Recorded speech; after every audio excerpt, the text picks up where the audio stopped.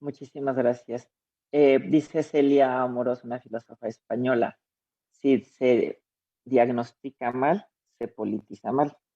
Eh, en lo que quise decir en mis 5 minutos, muy brevemente, fue tratar de hacer un diagnóstico, evidentemente requeriría más tiempo, de por qué hemos identificado en dónde se da lo que llamamos una injusticia, en el sentido de que cuando se resuelve, como ya lo dijo el doctor, de lo cual yo aplaudo mucho, mucho, a mí me suma a su interpretación, pero pienso yo que ese déficit de cómo se va restringiendo la interpretación de reconocimiento de derechos de las personas de las diversidades sexuales y de género, pues no solamente proviene desde el tribunal y termina en el instituto electoral, sino que es parte de un sistema o entramado social y cultural que legitima y que normaliza estas violencias, como ya lo dijo la compañera también cuando citó a la ENDOSIC.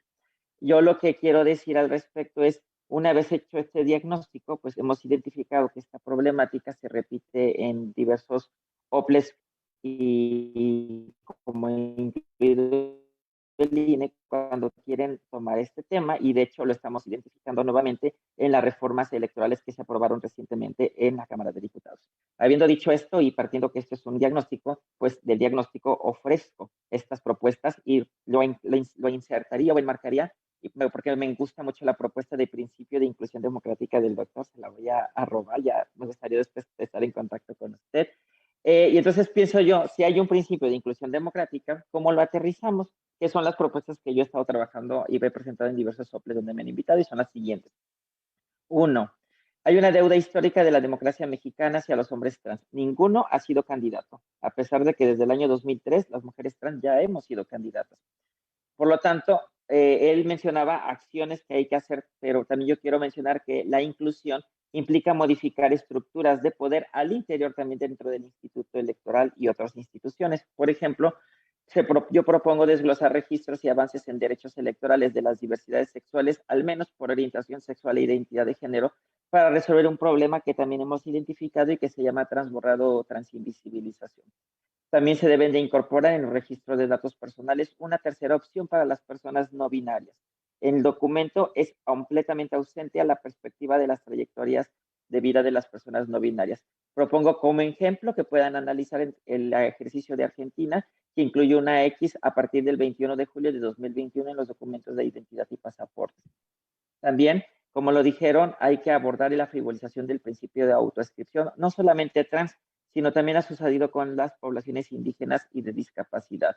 Por lo tanto, se proponen incrementar sanciones a partidos políticos que hagan fraude a la ley con falsas autoascripciones identitarias por vulnerar el principio constitucional de igualdad y no discriminación. Y si tuviéramos el principio de inclusión democrática, pues también ese principio, ¿no?